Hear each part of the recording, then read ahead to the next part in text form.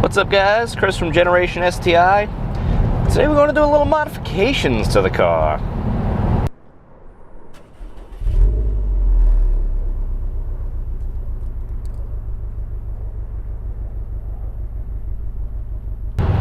So today we're going to go in and do a little work on the car. We're going to go with the Stage 1 package, which I'm choosing the Cobb, to go with the Cobb Catback this time. I went with the NVIDIA Q300 last time. I liked it. I want to do something a little different, so we're going to go with the Cobb this time. Seems to be a nice piece. I like the sound, again, on the YouTube videos, for whatever that's worth, that I heard. So, they do sound very similar. So we're going with the Cobb Catback, an EBCS, and a Stage 1, basically Pro Tune to go along with it all. So it should be good. We'll see what the numbers are. Last time with the WRX, I just went right into Stage 2, which was basically adding, I think I went with the intercooler, adding an intercooler downpipe and an intake, and that came out to a hair over 300 horse and torque. So I'm curious to see what these numbers are with doing a little bit less work here. The STI does have a better intercooler to start with, but I don't know, we'll see. So the shop doing the work is Performance Auto Solutions. The tuner is Dave Brown. They recently moved shops a little further out east from me on Long Island. They were in Deer Park, now they're in Bohemia, but definitely worth the drive. These guys are hands down the best. Nothing but positive things for these guys. So I am hoping that as we get further out east, traffic dies a little bit. I want to see if we can maybe bang out some highway pulls, 40 to 60, 50 to 70, something like that. Just to see what, the wheel horsepower rating increase actually equates to, real world performance and knocking down those times between those speeds. Not for anything bad or good, but just always cool to see, what the real world performance difference actually turns out to be. So I will say one of the things I'm most looking forward to is actually getting that Subi rumble back. I really loved it in the WRX that I had, and the stock exhaust on the STI is just not doing it for me. I guess the stock exhaust combined with the, extra sound padding and dampening that they did in the new model really just eliminates like a lot of the in-cabin noise here, and you just don't really hear the exhaust at all. So definitely excited to get that Cobb piece on and see what it sounds like. All right, we're pretty much here. Let's head inside, talk to the boys, and get this project started.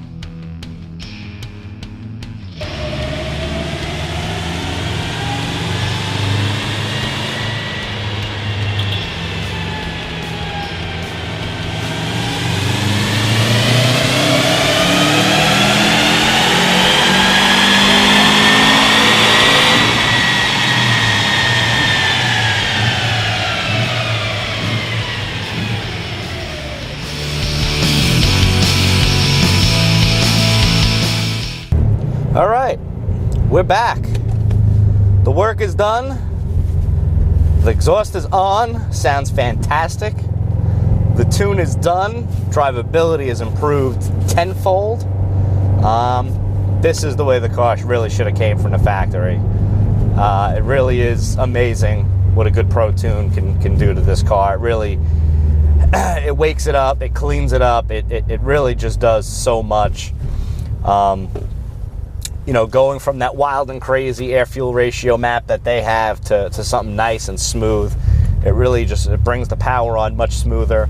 We didn't make much peak power over stock pull, We did a stock pull. It was about 244 horse and 243 pound-feet. We only picked up maybe about 10 or 20 wheel horsepower and torque. I have to go over the sheet again to double check.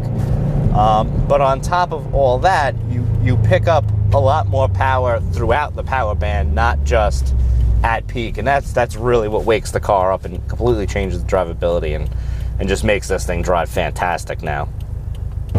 So right now I'm just driving the car, enjoying it, getting used to the new feel, enjoying the Subi rumble. I definitely missed that when I got rid of the WRX.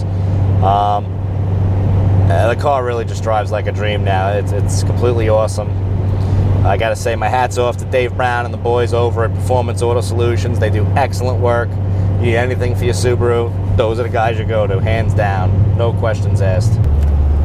So I will say with this exhaust, there's definitely, I'll say there's almost no drone. Or probably, actually I will say there's no drone with this exhaust. When I had the NVIDIA Q300, I had a little bit of drone on the WRX, granted different car, but I'm pretty happy with this. I don't really notice any type of, exhaust drone at any of the, varying highway speeds.